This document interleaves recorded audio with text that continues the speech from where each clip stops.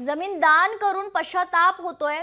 दीनानाथ रुग्णालयासाठी जमीन देणाऱ्या किल्लारे कुटुंबियांनी अशी खंत व्यक्त केलेली आहे। खरं तर दीनानाथ रुग्णालय या रुग्णालयाच्या बाबतीत ज्या काही बातम्या येत आहेत त्यानंतर आता या रुग्णालयासाठी ज्यांनी जमीन दिलेली आहे त्यांनी ही खंत व्यक्त केलेली आहे। आमचे प्रतिनिधी अमोल धर्वाधिकारी आपल्या सोबत आहेत। खरं तर यांच्या सोबत किल्लारे कुटुंबीय आहे, त्यांचं काय म्हणणं आहे आपण जाणून घेऊयात।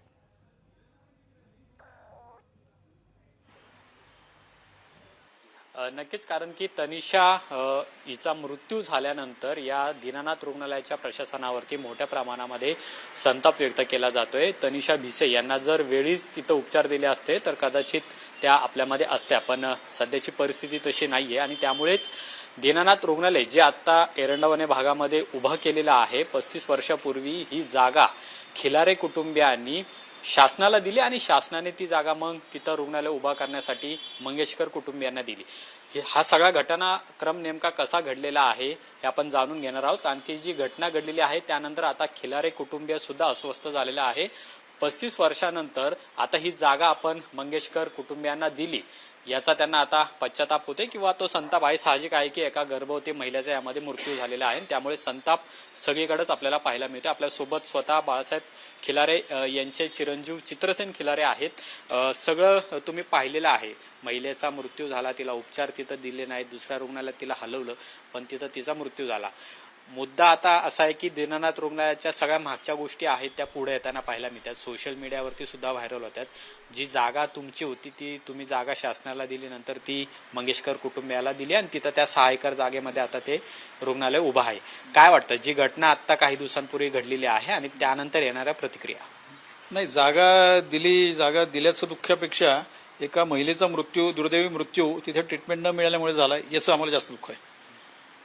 आणि आता केळकर साहेबांनी आता मी आमच्या सोशल मीडियावर एक पोस्ट बघितली, त्या पोस्टमध्ये त्यांनी ते दाखवलं की बाबा आणि टाकलं की बाबा खिलारे कुटुंबियांनी आम्हाला काही आम्ही जागा दिलेली नाहीये, ही आम्ही सरकारकडनं घेतलेली मान्य आहे, पण एक सर्वसामान्य नागरिक म्हणून मला बोलण्याचा अधिकार आहे ना, प्रश्न विचारायचे अधिकार आहेत ना, की बाबा सर्वसामान्य नागरिक म्हणून तिथे एखाद्या महिला जेव्हा तिथं तुमच्याकडे ट्रीटमेंट मागायला येते तिला ट्रीटमेंट मिळणं गरजेचं आहे ना। प्रथम प्राधान्य कशाला द्यायला पाहिजे, तिला तुम्ही आत घेणे आणि तिला ट्रीटमेंट चालू करणे, उपचार करणे, हा तर प्रथम कुठल्याही रुग्णालयाचं प्रथम प्राधान्य काय तर तिला उपचार देणे।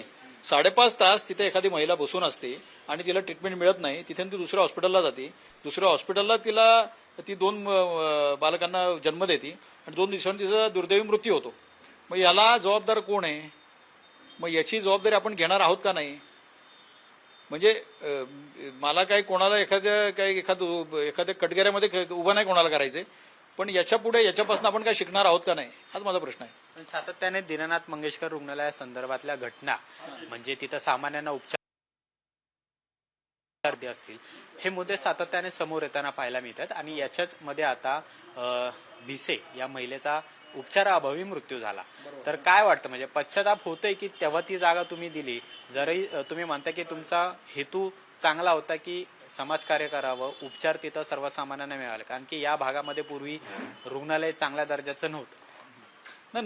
नक्कीच कुठलंही लक्षात घ्या, नुसते खिलारे कुटुंबीय नाहीये, अनेक कुठल्याही शहराचं शहरीकरण जेव्हा होतं तेव्हा ते शहरीकरण होताना गावं जेव्हा समाविष्ट होतात कुठल्याही शहरामध्ये तर तिथे डीपी प्लॅन होतो आणि डीपी प्लॅन होताना तिथे रुग्णालय असतील, गार्डन्स असतील, हॉस्पिटल असतील, फायर ब्रिगेड सेंटर्स असतील किंवा कुठल्याही सुविधा देणारे जेव्हा सेंटर्स चालू होतात तेव्हा ती जमीन कुठल्या ना कुठल्या शेतकऱ्याकडनं घेतली जाते, बरोबर आहे। बरं, ज्या हेतूसाठी ती शेतकऱ्याकडनं ॲक्वायर केली जाते तो जो हेतू पुढे जाऊन जर साध्य होत नसेल तर त्या शेतकऱ्याला, त्या जमीन मालकाला वेदना होणार नाही, त्यांनी व्यक्तच व्हायचं नाही।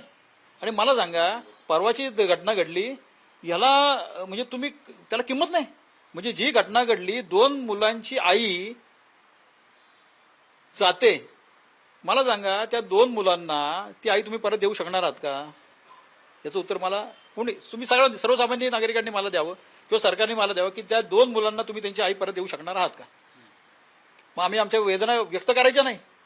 आज सरांनी तिथं टाकलंय की बाबा खिलाऱ्यांनी आम्हाला जागा देणे, अरे आम्ही म्हणतच नाहीये, डे फर्स्ट पासून आम्ही म्हणतोय त्या दिवसापासून की जागा आम्ही तुम्हाला दिलेलीच नाहीये।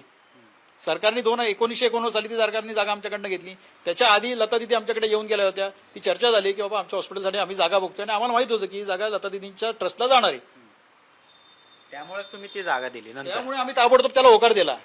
नाही तर मग आम्ही कोर्टात गेलो असतो ना की नाही आम्हाला जागा द्यायची नाही किंवा काही जे काय प्रोसिजर असतात ते आम्ही केल्या असत्या ना, पण तेव्हाची भावना मी आमच्या वडिलांची सांगतोय.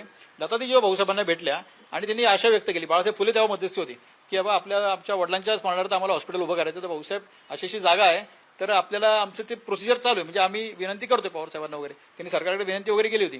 त्यात इनिशिएटिव्ह आम्ही घेतला ना, नाही तर आम्ही आवश्यक घेतलं असताना आम्ही कोर्टात गेलो असतो, की आम्ही जे काही टेक्निकॅलिटीज आम्ही पूर्ण केले असते ना, किंवा आमच्या स्वतःच्या फॅमिलीतर्फे आम्ही ट्रस्ट स्थापन केला असता ना. पण भाऊसाहेबांची एकच इच्छा होती की बाबा पूर्व भागात सगळे हॉस्पिटल्स आहेत, म्हणजे ससून असेल मोठं हॉस्पिटल, जिथे आज पूर्ण महाराष्ट्रात तिथे रुग्ण येतात. ससूनसारखं मोठं हॉस्पिटल आहे, रुबी आहे, जहांगीर आहेत, हे सगळे पूर्व भागात आहेत. एरंडावणे भागात, पश्चिम भागात आपल्या भागात एखादं मोठं रुग्णालय झालं म्हणजे त्या रुग्णालयाचा उपयोग नुसतं एरंडावणे नाहीये, तर एरंडावणे असेल, गणेशनगर, कर्वेनगर, कोथरूड, पौड, मुळशी, सिंहगड रोड या परिसरातल्या किंवा महाराष्ट्रातल्या सगळ्या परिसरातल्या नागरिकांना नक्की होणार ना. तिथं चांगल्या प्रकारच्या आरोग्य सुविधा उपलब्ध होतील गरिबांसाठी. आणि आम्ही तेव्हा ही इच्छा व्यक्त केली होती आणि लतादींनी आम्हाला सांगितलं होतं की बाबा अंदाजे 30% गरीब रुग्णांसाठी आपण तिथं सुविधा उपलब्ध करून देऊ.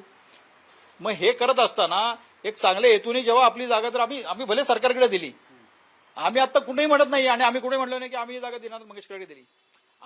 हा प्रश्न आम्हाला मीडिया विचारताना ही मूळ जागा मालक तुम्ही आहात ना, तर हे सत्य आहे ना, मूळ जागा मालक आम्ही आहोत, हे तर नाही टाळता येणार ना. आता प्रश्न मूळ जागा कोणाची हा प्रश्नच नाहीये. मला सांगा, त्या ताईंना आपण परत आणू शकणार आहोत का? त्या 2 बाळांना आपण त्यांची आई देऊ शकणार आहोत का? हा मूळ प्रश्न आहे. जागा किती होती, कोणाची होती, हा तर गौण विषय लक्षात ठेवा. कोणाची जागा जाणारच होती ना, जागा काही हवेत येत नाहीये. पण are we not answerable to that family? Bhise कुटुंबियाला आपण उत्तर नाही, आपण काही नाही. कोण काय म्हणतं मला माहित नाहीये, पण मला एक जबाबदारी म्हणून त्या जागेतनं, जी जागा मूळ आमची होती, त्या जागेतनं एका भगिनीला कुठल्याही प्रकारची ट्रीटमेंट न मिळता 5.5 तास तिथं बसायला लागलं आणि तिथून दुसरीकडे गेल्यानंतर तिचा दुर्दैवी मृत्यू झाला. याच्याकरता आमच्या पूर्ण खिल्लार कुटुंबियांतर्फे मी भिसे कुटुंबियांची माफी मागतो, पूर्ण महाराष्ट्राची माफी मागतो की आमच्याकडनं चूक झाली. कारण अत्यंत असंवेदनाशील ही गोष्ट झालेली आहे. आणि ही मला असं वाटतंय की केळकर सर असतील, दीनानाथ मंगेशकर किंवा ज्ञानभवन ट्रस्ट असेल, हे सगळ्यात अत्यंत संवेदनशील लोक आहेत. मी त्या सगळ्यांना चांगलं जवळ नव्हतो. अत्यंत संवेदनशील लोक आहेत सगळी. पण कुठेतरी सिस्टीम चुकतीये का? मग जसं केळकर साहेब म्हणले की कुठेतरी सिस्टीम चुकते का? फ्रंट डेस्कला जो बसलेला होता, किंवा तुम्ही गैसा सरांना तुम्ही हे करायला सांगितलं, किंवा ज्या माणसांनी 10 लाखाला राऊंड करून दिले, 10 लाख रुपये पाहिजेत, मग कुठेतरी व्यवस्था चुकतीये का? आणि आपण मग यातनं काय शिकणार आहोत का? पण ही व्यवस्था सुधारण्याकरता एका निष्पाप जीवाचा बळी जाणं गरजेचं होतं का? हा प्रमुख प्रश्न आहे. त्या दिवशी ज्यावेळेस ती महिला रुग्णालयामध्ये गेली, जवळपास 5 तास तिला तिथं बसवून ठेवलं. त्या दरम्यानच्या काळात तिला खूप वेदना होत होत्या. त्यावेळी डॉक्टरांनी सांगितलं की तुम्हीच तुमच्या घरची जी गोळी असेल ती घ्या आणि हे करा, म्हणजे तिथं उपचार करण्याची गरज त्यावेळी नव्हती असं डॉक्टरांचं म्हणणं आहे. असा सगळा हा काळ गेला, त्याच्यामध्ये त्या महिलेला त्रास झाला. काय वाटतं, म्हणजे आपण पण एक कुटुंबातले सदस्य आहोत, अशी घटना घडल्यानंतर आज जी 2 बाळं आहेत ती पोरकी झालेली आहेत, मध्यमवर्गीय हे सगळं कुटुंब. मला सांगा, आता जे कोणातही मुलाखत ऐकत असेल, एक फक्त तुम्ही विचार मानता ना, तुमची बहीण, तुमची आई किंवा तुमची मुलगी किंवा कोणी, तसं तुमची वहिनी असेल, भगिनी असेल, ती त्या जागेत तुम्ही ठेवा, तनिष्काताईच्या जागेत, आणि तुमच्या घरात हा प्रसंग घडतोय असा फक्त विचार करा. तुम्ही काय कराल मला सांगा. काय झालं माहिती आहे का? गेल्या 2 दिवसात म्हणजे केळकर साहेब म्हणले की बाबा खिलारे कुटुंबात घेतले नाही वगैरे, हे फार म्हणजे काय होते माहिती आहे का? एक आता असंवेदनशीलता ही. आणि 35 वर्षात आम्ही कधी बोललो का ही जागा आमची आहे का? आम्ही सांगितलं की तिथं आमची पाठी लावा? हा विषयच नाहीये, लक्षात ठेवा. हे कधी बाहेर आलं जेव्हा श्री भाऊंनी ती पोस्ट टाकली की बाबा ही बाळासाहेब फुलेंची जागा आहे, आणि मग नंतर अनेक पोस्ट आल्या की नाही हे मूळ जागा, आम्ही त्या लग्नाला हजर होतो, त्या लग्नामध्ये ही मूळ जागा खिलारे कुटुंबियांची आहे. हे हजारो लोकांना माहिती आहे, अख्ख्या पुणे शहराने, महाराष्ट्राला माहिती आहे. लक्षात आली की नाही? हे सगळ्यांना माहिती की जागा मूळ मालक कोणते खिलारे होते. हा आमचा विषयच नाहीये. पण ते श्री भाऊंनी ती पोस्ट टाकल्यामुळे ते बाहेर आलं, आणि संवेदना आमच्यामध्ये होतीच ना. मग आम्ही पुढे बोलायचं नाही का? एक सर्वसामान्य नागरिक म्हणून आम्ही आज व्यक्त होतोय. आणि हा रोज जो पूर्ण महाराष्ट्रामध्ये आता आहे, हजारो फोन मला येतात, आमच्या भगिनींना येतात, आमच्या परिवाराला येत आहेत की हे दुर्दैवी झालं आणि इथे कुठेतरी आवाज उठणं गरजेचं आहे. मग जनतेने बोलायचं नाही. सरकारची जागा म्हणजे काय, किंवा कुठल्या योजना आपण देतो तो पैसा कोणाचा आहे? सर्वसामान्य नागरिकांचा आहे ना. जागा खिलाऱ्यांची गेली काय, किंवा पाटलांची गेली काय, किंवा कुठल्याही कोणाची गेली काय, प्रश्न तो नाहीये. किंवा सरकारची जागा गेली ना, मग त्या सरकारी जागेवरती जर धर्मादायीच्या ह्याच्या खाली जर हॉस्पिटल चालवतोय, तर जबाबदारी कोणाची आहे? याला जबाबदार कोण आहे ना रुग्णालय जबाबदार. मग आर वी नॉट आन्सरेबल. आता ते खिलाऱ्यांकडनं जागा कोणाकडनं आमचा प्रश्नच नाही येतो. मी 2 दिवस ते सांगतोय, कुणी जागा दिली हा प्रश्न नाही. सर्वसामान्य नागरिक म्हणून आम्ही खिलारे कुटुंबी आज आम्ही आवाज उठवतोय. जी उत्तर प्रशासनाकडून येतात, म्हणजे आता तुम्ही सांगताय की धनंजय केळकर असं म्हणाले की ही जागा सरकारने आम्हाला दिलेली आहे, खिलारे कुटुंबियांनी दिली नाही, हा एक मुद्दा झाला. त्याच्या आधी पण सातत्याने भुसे कुटुंबियांच्याच विरोधामध्ये स्टेटमेंट आहेत ती रुग्णालयाकडून केली जातात की त्यांना आम्ही सांगितलं होतं की तुम्ही मुलाचा जो निर्णय आहे तो घेऊ नका, किंवा त्यांना कुठला त्रास होत होता, कॅन्सरचा त्रास होता, तो सुद्धा त्यांनी सांगितला. हा सगळा असंवेदनशीलपणा वाटत नाही आपल्याला रुग्णालयाचा? नाही हे आहे. आणि ही मला वाटतं याची कबुली मला वाटतं म्हणजे आज जे केळकर साहेब आज ते व्यथित झालेले आहेत. म्हणजे काय होतंय की त्यांची अडचण अशी झालेली आहे की हॉस्पिटल त्यांच्या अखत्यारीत आहे. म्हणजे he is a senior doctor आणि अत्यंत संवेदनशील माणूस तो आहे. पण आता हे घडल्यानंतर काय होतंय माहिती का, हे घडल्यानंतर काय करायचंय ही इज टेकिंग ऍक्शन. त्यांचे ते प्रयत्न चालू आहेत. पण कुठेतरी मला असं वाटतंय थोडंसं ते आता डिस्टर्ब आहेत.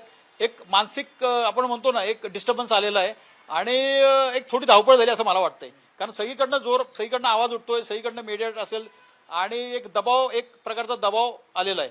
पण माझं मत होतं की बाबा हे होण्याकरता, हे सगळं घडण्याकरता एक निष्पाप स्त्रीचा जीव गेलाय, हे सगळ्यात महत्वाचं लक्षात ठेवा. आणि तुम्ही मला सांगा ना त्या काय व्हॅल्यू काय त्या, म्हणजे मला तुम्ही सरळ सांगा सर, ती 2 बाळं जेव्हा आता लहानाची मोठी होतील आणि मला सांगा एक तुम्ही फक्त डोळ्यासमोर चित्र उभं करा. लोकशाही मराठी ऐका, पहा, जागरूक रहा.